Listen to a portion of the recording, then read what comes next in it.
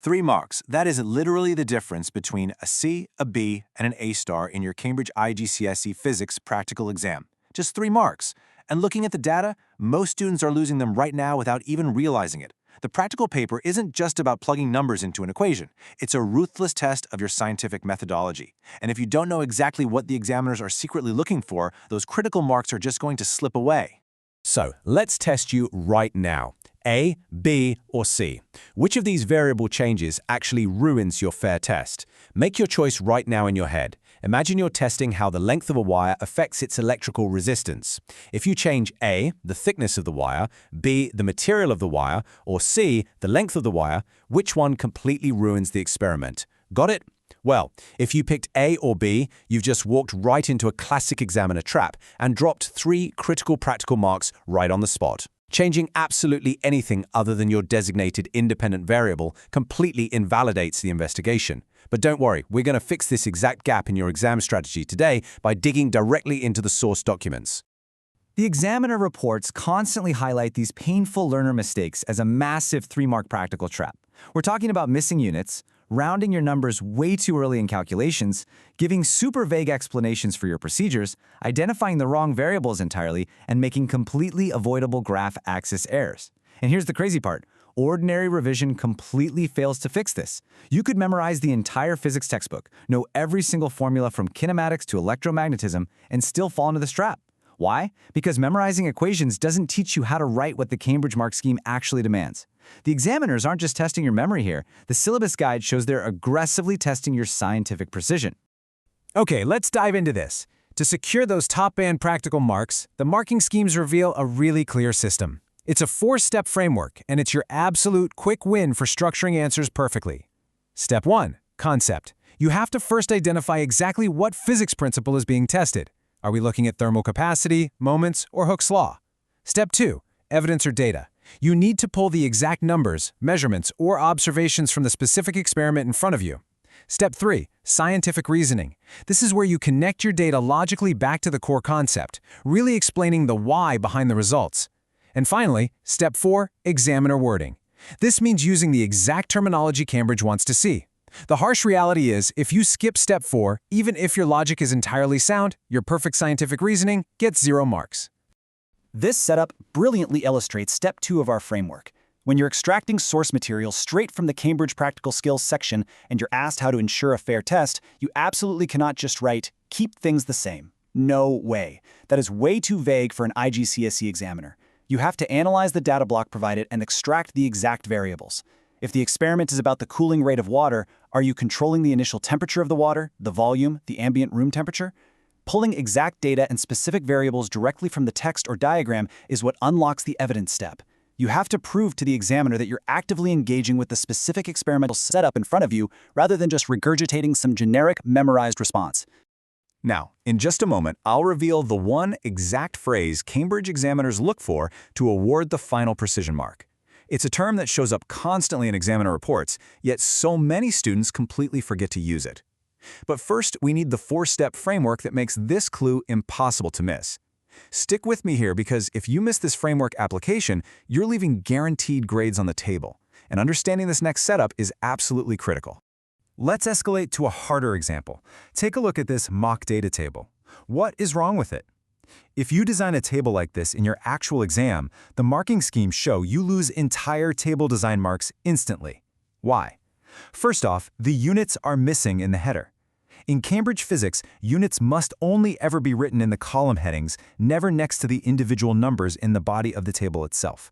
Second, there is a glaring data anomaly right in the middle that hasn't been addressed at all. Applying our framework here, the concept is accurate data collection. The evidence is spotting that anomalous spike in the numbers. In the examiner wording, you must state, repeat the experiment and find a mean average excluding the anomalous result. By combining the framework with strict table rules, you secure maximum marks. And this brilliantly illustrates another massive grade boundary risk, poor graph scales. Just compare an awkwardly scaled graph axis with a properly optimized Cambridge-style graph scale. The syllabus guide is incredibly strict about this. If your plotted points don't cover at least half of the available grid space in both the x and y directions, you drop the scale mark, period. Furthermore, if you use awkward multiples on your axes, like going up in increments of 3s, 7s, or 9s, you lose the mark because it makes plotting and reading super prone to error. Stick to multiples of 1, 2, or 5. And worst of all, if your scale is wrong, your subsequent gradient calculation is going to be inherently flawed, which compounds your point losses across multiple following questions. It's a domino effect. All right, time for an interactive checkpoint challenge. Can you spot the errors in this experimental setup? Imagine a student measuring the extension of a spring under different loads. The spring is clamped, a ruler is held loosely next to it by hand, and heavy weights are dangling dangerously above a bare desk. Well, actually, there are 3 distinct safety and measurement precision mistakes hiding in plain sight here. I'm going to pause for a second. Think about the apparatus, how the variable is actually being measured, and the physical environment. What would you write down on your exam paper to correct this? Let's see how you did against the examiner's checklist. Here are the mistakes. Number 1. Unsafe apparatus handling. When dealing with heavy suspended loads or stretching springs, the examiner reports explicitly mandate specifying safety gear. You need a cushion or a heavy box under the weights to protect the desk, or you need to state you're wearing safety goggles in case the spring snaps. Number 2. The wrong independent variable is being changed or not properly controlled, which completely destroys the validity of the fair test. And number 3. Weak measurement precision. Holding a ruler by hand introduces massive instability. Missing these isn't just a tiny slip-up, it's a huge risk to your final grade because the examiner is actively hunting for your awareness of precision and safety. Now, what does top band examiner wording actually look like in practice? Let's look at a flawed student answer. It might say, make sure the ruler is straight. Sounds logical, right? You obviously want a straight ruler, but according to the mark scheme, that score is 0 because it totally lacks scientific rigor. An improved top band answer states, ensure the ruler is positioned perpendicular to the bench using a set square. That is step 4 of our framework in action. It's highly precise, it explicitly names the correct auxiliary apparatus, the set square, and it leaves absolutely 0 room for doubt. Which brings us to the promise I made you a few minutes ago. Why do we need that ruler perfectly perpendicular, and why do we use a set square? To avoid this, parallax error.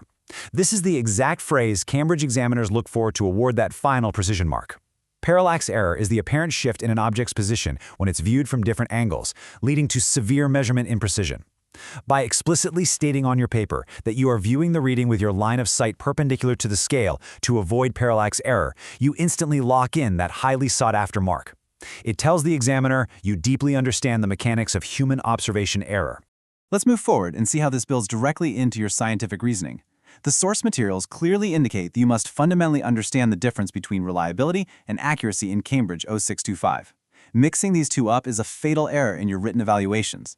Accuracy is how close your measurement is to the true value. You improve accuracy by avoiding parallax error, checking for 0 errors on your micrometers, or using a more precise instrument.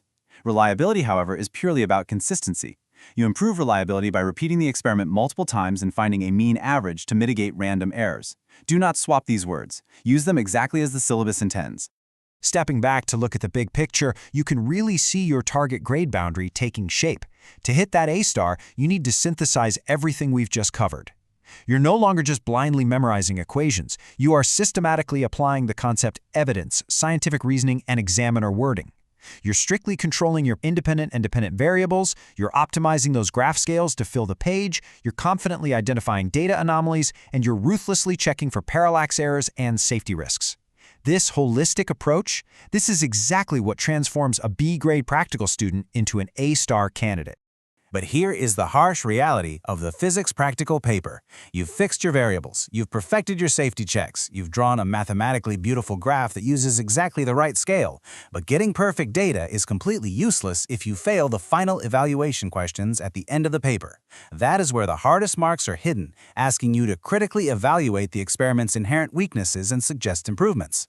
And the examiner reports confirm that this is exactly where most students fall apart, right at the finish line, dropping marks they desperately need.